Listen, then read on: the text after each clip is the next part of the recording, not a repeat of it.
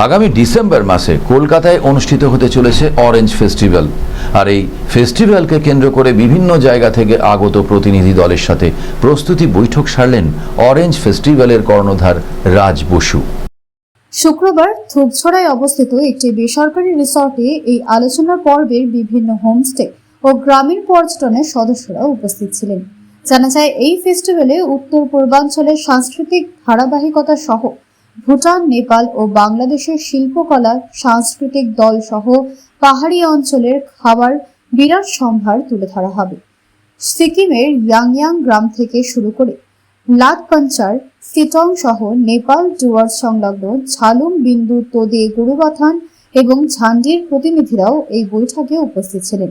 উক্ত বৈঠকে প্রাকৃতিক সংরক্ষণ সহ পাখি নিরাপত্তার বিষয় নিয়ে বিশদভাবে আলোচনা হয়।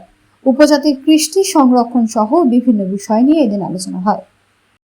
এটা বিশেষ করে আমরা আমাদের এই মিটিংটা আমাদের খুব সামনে ডিসেম্বরের 6, 7, 8 আমরা হিমালয়ান অরেঞ্জ ট্যুরিজম ফেস্টিভ্যাল, যেটা আমরা কলকাতা সিটি সেন্টার সল্টলেকে আমরা করে থাকি, সেই ফেস্টিভ্যালের আজকে মিটিং ছিল।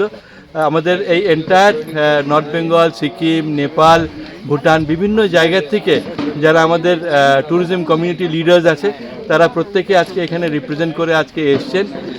এবং কি করে আমরা এইবার হিমালয়ান অরেঞ্জ ট্যুরিজম ফেস্টিভ্যালে আমরা আরও বেশি করে আমরা বেটার প্রমোশন করতে পারবো। এই এন্টায়ার রিজন একদম অরুণাচল থেকে নিয়ে হিমাচল অবধি এন্টায়ার অরেঞ্জ ল্যান্ডস্কেপ যেটা আছে, এইটাকে আমরা কি করে প্রমোট করতে পারবো।